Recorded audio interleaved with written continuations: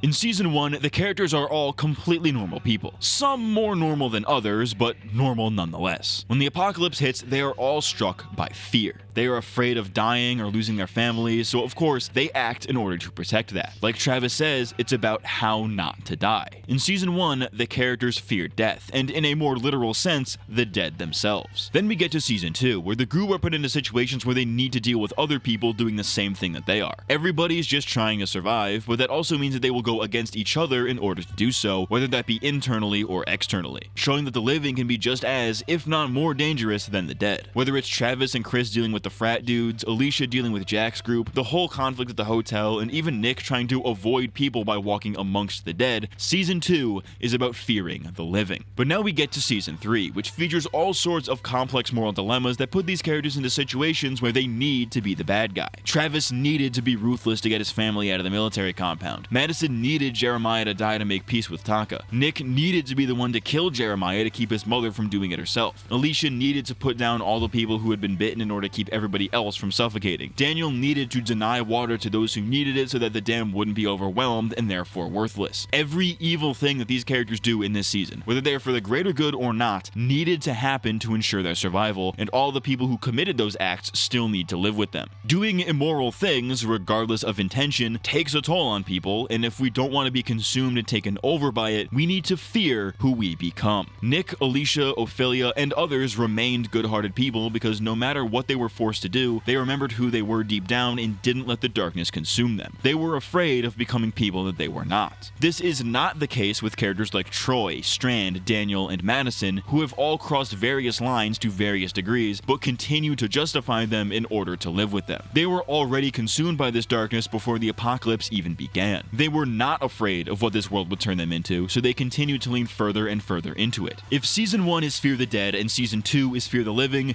then Season 3 is fear yourself. Rick Grimes once said that we are the walking dead, but Madison's group demonstrates that this can be something to fear. We must be afraid of what this world can turn us into, because if we don't, we might not be able to come back. We must fear the walking dead.